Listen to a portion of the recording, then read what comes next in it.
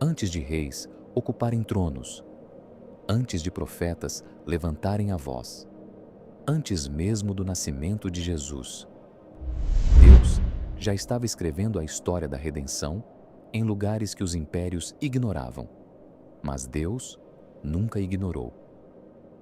No silêncio de uma tenda, nas lágrimas de uma mulher esquecida, nas margens perigosas de um rio e no ventre de uma jovem em uma pequena vila da Galileia. A Bíblia não apresenta a maternidade apenas como afeto. Ela mostra mães carregando promessas.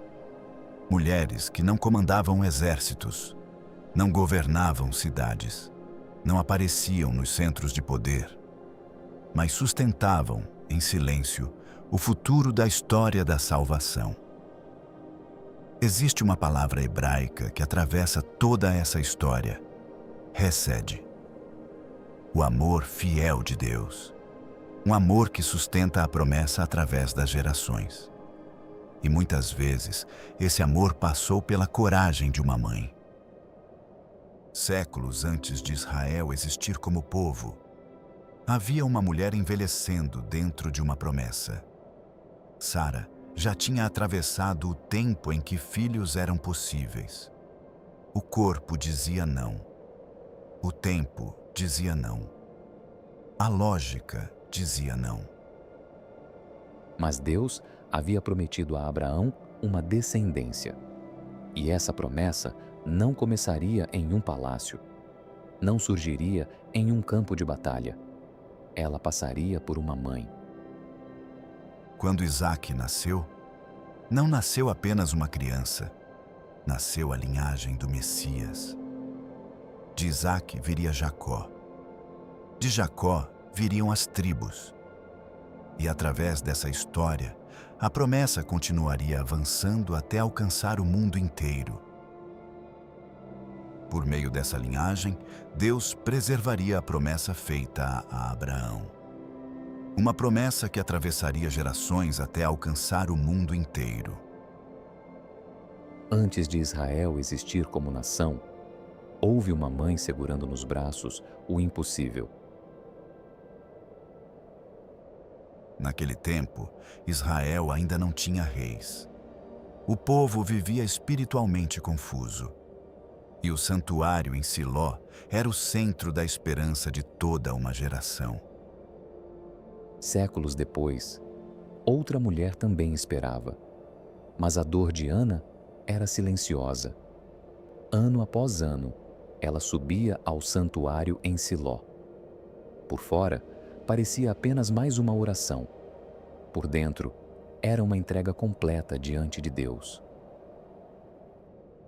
Senhor dos exércitos, olha para a aflição da tua serva. Aquela oração mudaria mais do que sua própria casa.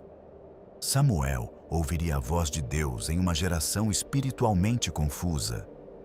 Samuel ungiria reis e prepararia o caminho para Davi.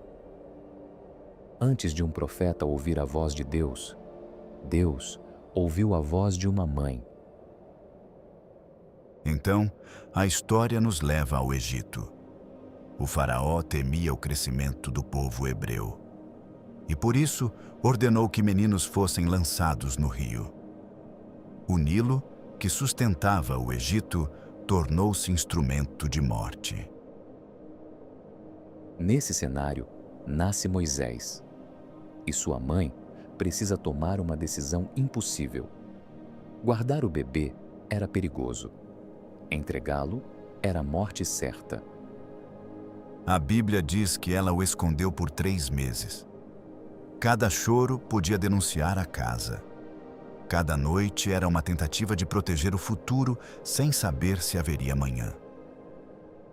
Quando não pôde mais escondê-lo, ela preparou um cesto. Colocou o menino nas águas do Nilo. Não era abandono, era coragem. Dentro daquele cesto estava o libertador de Israel.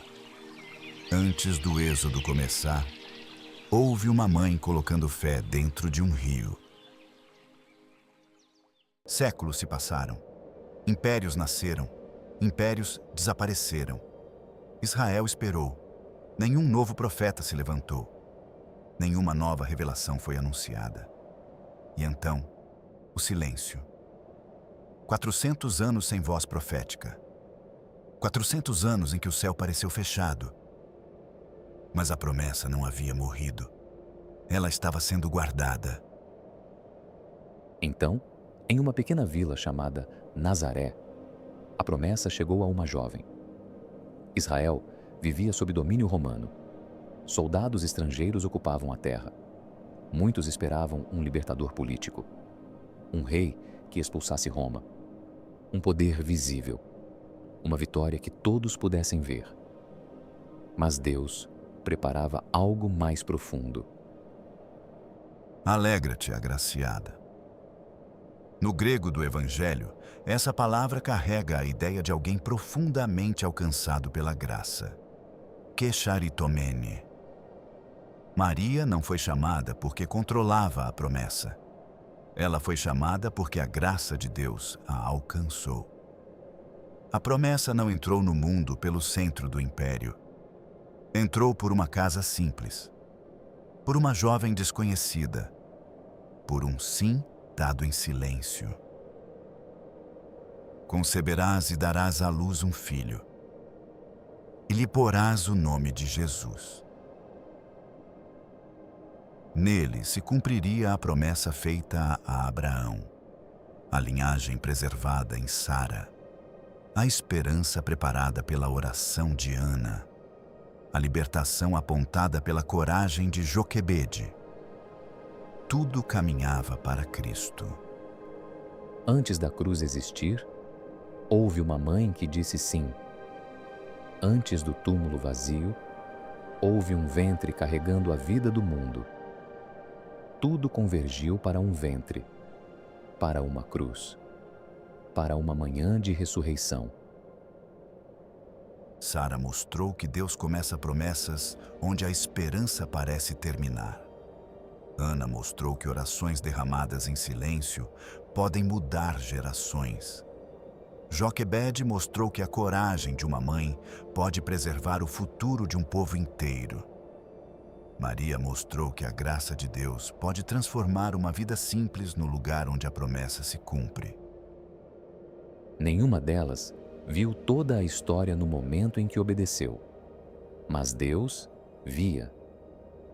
E é assim que a promessa atravessa gerações, em gestos silenciosos, em decisões invisíveis, em orações que quase ninguém escuta. Esse é o mistério do Hesed, o amor fiel de Deus sustentando a promessa ao longo da história.